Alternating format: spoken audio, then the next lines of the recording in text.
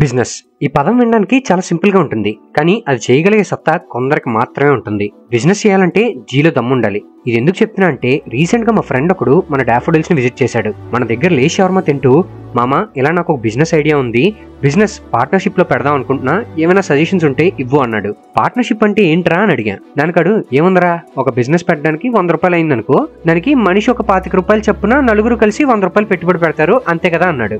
నేను వెంటనే వాడికి బిజినెస్ నీ వల్ల అయ్యే పని కాదులే, మర్చిపో అన్నా. వాడికి వెంటనే కోపం వచ్చేసింది. ఏంటి నాకు చెప్పేది, నేను ఎలా అయినా పెట్టి చూపిస్తా అని ఆవేశంగా స్టార్ట్ చేసాడు. కానీ నేను వాడికి మర్చిపో అని చెప్పడానికి రీజన్ ఏంటో తెలుసా? వాడికి పార్ట్నర్షిప్ బిజినెస్ మీద అవగాహన లేదు. ఎందుకంటే పార్ట్నర్షిప్ బిజినెస్ లో కొన్ని ప్రాక్టికల్ ప్రాబ్లమ్స్ ఉంటాయి.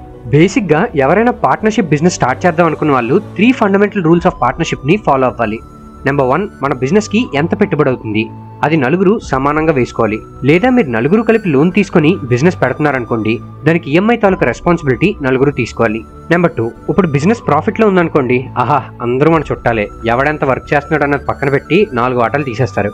కానీ తప్పు. ఎందుకంటే ఎవడైతే ఎక్కువ ఎఫర్ట్స్ అండ్ వర్క్ చేస్తున్నాడో వాడికి అన్యాయం జరుగుతుంది. కాబట్టి ఎవడైతే పార్ట్నర్ యాక్టివ్ గా ఉంటున్నాడో వాడు ఐదర్ శాలరీ తీసుకోవాలి, లేదా ప్రాఫిట్ షేరింగ్ లో వాడికి ఎక్కువ వాటా ఉండాలి. నెంబర్ 3, ప్రాఫిట్స్ లో ఉన్నప్పుడు ఈక్వేషన్ చాలా సింపుల్ గా ఉంటుంది, కానీ లాస్ లో ఉన్నప్పుడు ఎవడైతే ఎక్కువ వర్క్ చేస్తున్నాడో వాడికి తక్కువ లాస్ బేర్ చేసేలా ఉండాలి. ఇన్యాక్టివ్ పార్ట్నర్స్ ఎక్కువ లాస్ ని తీసుకోవాలి, లేదా యాక్టివ్ గా ఉన్నోడికి శాలరీ ఇచ్చినట్లయితే లాస్ అందరూ ఈక్వల్ గా బేర్ చేయాలి. కానీ ఇక్కడ ఏమవుతుంది, ఆ లాస్ గురించి అర్థం చేసుకుని కొందరు ముందుగానే ఎగ్జిట్ అయిపోతారు. అప్పుడు బొక్క ఎవడికి పడుతుంది, ఎవడైతే అంత వాడి నెత్తి మీద వేసుకుంటాడో వాడికి పడుతుంది. ఇది తెలియకుండా ఆవేశంలో బిజినెస్ స్టార్ట్ చేసి మా ఫ్రెండ్ గళ్ళ చేతులు కాల్చుకోకండి. ఎందుకంటే బిజినెస్ అంటేనే లాభం ఉంటుంది, నష్టం కూడా ఉంటుంది. రెండింటిని ఈక్వల్ గా తీసుకునే వాళ్ళు మాత్రమే బిజినెస్ లోకి దిగాలి. లాభాలు వచ్చినప్పుడు అంత మనం ఒకట్రా అనేవాళ్ళు నష్టం వచ్చేసరికి సైడ్ అయిపోతారు. ఇది ఎవరి మిస్టేక్ కాదు, అలా సైడ్ అయిపోయేవాడికి బిజినెస్ చేసే దమ్ము లేదు. అండ్ ఆవేశంలో బిజినెస్ స్టార్ట్ చేసే ప్రతి ఒక్కడికి చెప్తున్నా, నీకు బాల్స్ ఉంటేనే బిజినెస్ లోకి దిగు, లేదంటే అన్ని మూసుకొని ఇంట్లో కూర్చో.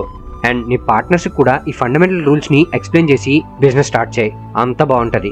ఎందుకంటే ఇక్కడ ఎవరి కష్టం వృధా అవ్వకూడదు, ఎవడు ఫ్రీగా పని చేయకూడదు. Business is not a social service, it is a game of profit and loss. ఇంకా ఎలాంటి విషయాలు తెలుసుకోవాలనుకుంటే మా పేజ్ ని ఫాలో చేయండి. అండ్ టేస్టీ ఫుడ్ కోసం మా డాఫోడిల్స్ ని విజిట్ చేయండి.